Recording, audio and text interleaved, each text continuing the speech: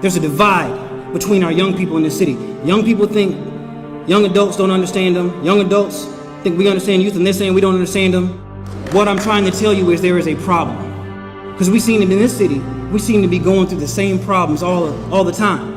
But then the storm came. The storm came called Katrina, and Katrina meant destruction. Everything got wiped away. And next thing I know, the craziest thing happened as I was in my newsroom listening to stories of people trying to come back. They wanted to come back. There was no neighborhoods, there were no neighbors, there were no houses, there were no schools, there were no businesses, there were no jobs, because they love this place called New Orleans. The only thing I don't understand sometimes is how come we don't act like it?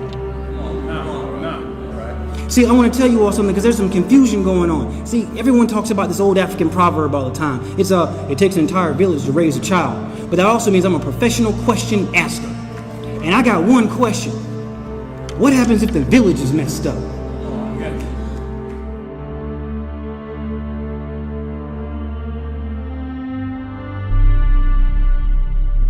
I'm sitting here talking to you right now about a young man who's been accused of a crime that made national headlines.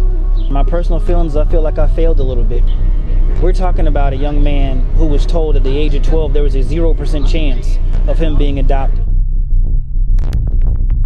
I think when you start to analyze the problem actually starts with job opportunities, especially for young African Americans. When you look at the jobless rate, it ticks up to about 40%.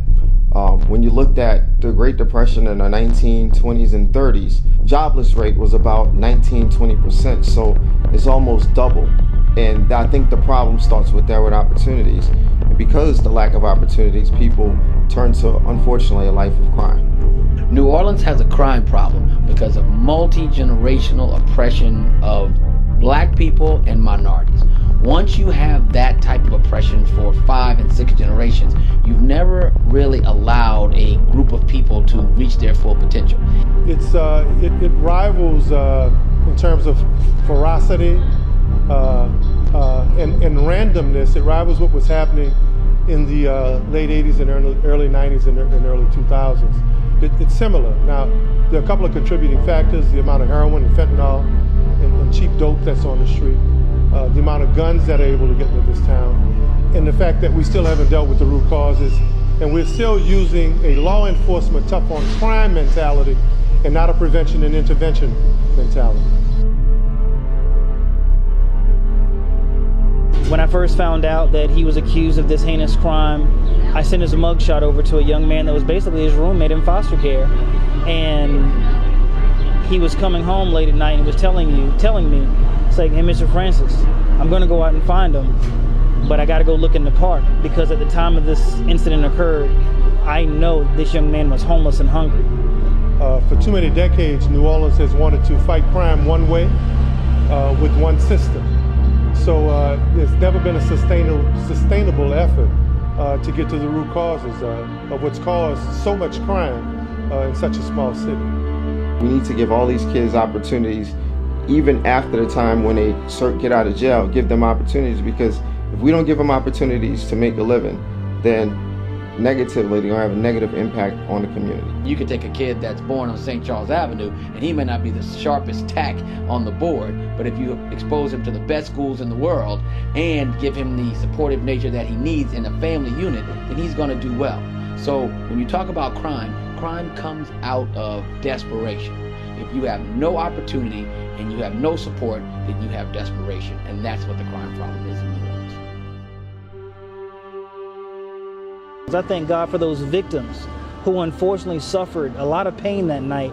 Their compassion should be an example to all of us. It should be a wake-up call. These same individuals who were victimized and hurt pretty badly showed up in court on behalf of those that were accused of hurting them. Black people have the responsibility of changing the image of what happened with the black males. It happens in the household. It should happen in the school. It should happen on the team. It should happen in the business. It should happen with public policy and politics.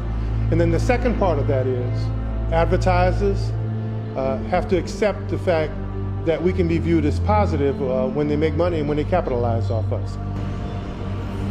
We don't have to open up our homes to every young person, but we should at least do what we can to support programs that are out there to help young people. I just really hope if we don't do anything else, we learn from this incident.